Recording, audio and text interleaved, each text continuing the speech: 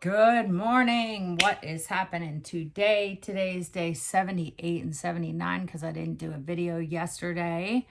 I actually felt really good yesterday, even before the acupuncture. I just love my Dr. Liang, Liang, Liang. I asked him what his opinion would be on the Hope for Cancer in Mexico, and he's a huge advocate for it, just because of the things that they offer. Like, I don't even have them in front of me, but if I showed you the treatment plan, you'd be blown away, because it's a 3-week treatment plan there. And then there's a whole bunch of therapies that you bring home, some instrumentation with you. And then obviously diet is a big factor. And diet is really what I'm trying to work on. Where's my book? I got all my papers and stuff out here. This is my day to do all my bills. And show, here's the book right here. How to Starve Cancer.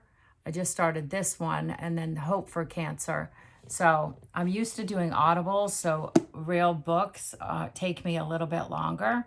And it just seems like I can't multitask. Like when I listen to an audible, I can be cleaning or I can be doing something else and, feeling like I'm completing both. Because really, and one of my coaches taught me this, Hank, when you're reading a book on Audible, I always read it 1.5 times fast, because really what you're trying to do, you're not trying to read every single word. You're trying to get it into your subconscious to get the main idea.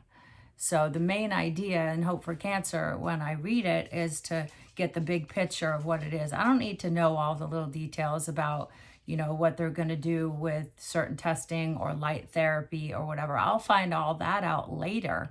But what I really want is the big picture. So that's what I think about when I'm reading a book. All I want is the big picture.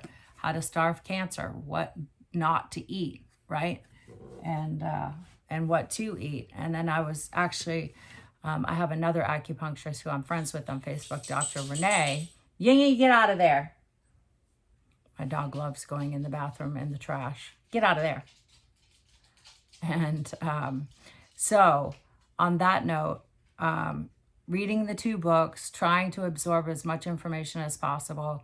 And then, like I said, I have another acupuncturist friend who's on Facebook, and he called me last night and he's like, this is what you should be doing. You should be doing the homemade bone broth, and then with cooked leafy greens, because with any kind of meats or like roughage, like cabbage, bok choy, spinach, all those raw leafy greens, it takes the pancreas a lot of work to break those down. So even though I'm on the Creon, that helps with everyday food, like, my juicing. And even though the juice is a liquid, I still need the Creon, the pig enzymes, to help break it down, because that's what the human body would typically do. So I'm doing that. And then, obviously I've mentioned before that cancer loves sugar. So I'm eliminating all lactose, which I kind of was doing anyway. I was just transferring everything to almond milk. The cashew milk I like. The last order that I got for the juicing, though, I don't know, it had a weird taste to it, so who knows. But I'm going to learn how to make almond milk. I did watch a video yesterday. I'm like addicted to YouTube lately, just because there's so much information on there, right? So I've really been working to do that.